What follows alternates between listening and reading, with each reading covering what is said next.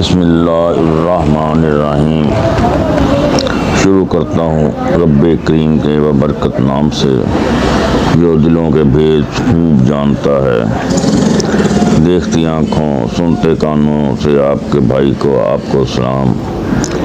میرے پیارے بھائیوں، آج جو میں پروڈکٹ سے آپ کو آگاہ کر رہا ہوں، آپ سے گزارش ہے کہ پروڈکٹ شروع سے آخر تک ضرور دیکھیں، لائک بھی کریں اور سبسکرائب بھی کریں۔ اس سے میری حوصلہ افزائی ہوگی اور میں آپ کو اور ایسی ہی پیاری پیاری پروڈکٹ کے بارے میں معلومات فراہم کروں گا۔ ایک بات تو میں ہمیشہ یہ کہتا رہا ہوں کہ کسی بھی پروڈکٹ کو، پیسٹی سائیڈ کو استعمال کرنے سے پہلے مشین کو اچھی طرح دھو لیں، کپڑے چینج کر لیں، ہوا کے رخ کو سپرے کرنا ہے۔ اسی طرح اس کے بارے میں بھی یہی گزارش ہے، اس کو بھی ایسے ہی کرنا ہے۔ یہ جو ہے نا، یہ اس کا نام ہے سیٹا کلور۔ یہ سیٹا کلور، یہ 100 ml ہے۔ اس میں یہ 100 ml، یہ دراصل بیسیکلی یہ کام کرتی ہے دھان کے لیے، منجی کے لیے یا کماد کے لیے۔ دھان کے لیے اس کو ایسے کرنا ہے، یہ 100 ml 1.5-2 لیٹر پانی میں مکس کر لینی ہے۔ کسی بوٹل میں، کسی برتن میں 1.5 یا 2 لیٹر پانی ڈالنا ہے، اس میں یہ پوری شیشی ڈال دینی ہے، اس کو اچھی طرح ہلا دینا ہے چھڑی کے ساتھ۔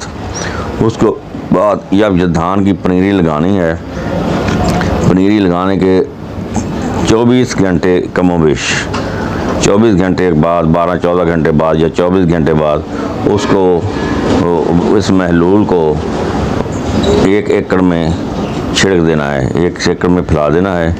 تو انشاءاللہ ایسے کرنے سے آپ کی دھان میں جڑی بوٹیاں پیدا نہیں ہوں گی، آپ کی دھان جڑی بوٹیوں سے محفوظ رہے گی۔ چاول کی فصل، منجی کی فصل جڑی بوٹیوں سے محفوظ رہے گی۔ دوسرا اس کا استعمال ہے کمان۔ جب کمان میں جڑی بوٹی ہو جاتی ہے، اب یہ ستمبر کاشت ہو رہا ہے، کچھ دوستوں نے کر لیا ہے، کچھ کر رہے ہیں، اس میں اگلے مہینے 1 ماہ بعد یا 1.5 ماہ بعد کم و بیش اس میں جڑی بوٹیاں ہو جانی ہیں۔ آپ نے 1 کلو فل کنٹرول، اس میں یہ 200 ml یا 300 ml، 200 سے 300 ml فل کنٹرول کا محلول بنانا ہے۔ 4 گلاس پانی میں، یا بلکہ 6 گلاس پانی لینا چاہیے۔ 6 گلاس پانی میں 1 کلو فل کنٹرول ڈال کر چھڑی سے اچھی طرح ہلا لیں۔ اس میں یہ 250-300 ml سیٹا کلور ڈال دیں، اس کو پھر چھڑی سے ہلا دیں۔ اس کی 1 گلاس محلول کا اور مشین میں ڈالنا ہے، اور مشین کو نلکے یا ٹیوب ویل کے پانی سے بھر لینا ہے اور اس کو کمان میں سپرے کر دینی ہے۔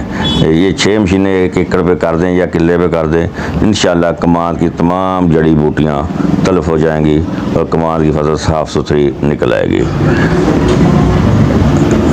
اس کو سپرے کرنے کے بعد آپ نے پھر وہی عمل دہرانا ہے، کپڑوں کو چینج کرنا ہے، ہاتھ منہ دھونا ہے پانی سے اچھی طرح، مشین کو دھونا ہے، اور اگر کوئی غیر معمولی صورتحال پیدا ہو جائے تو فوراً ڈاکٹر سے مشورہ کرنا ہے۔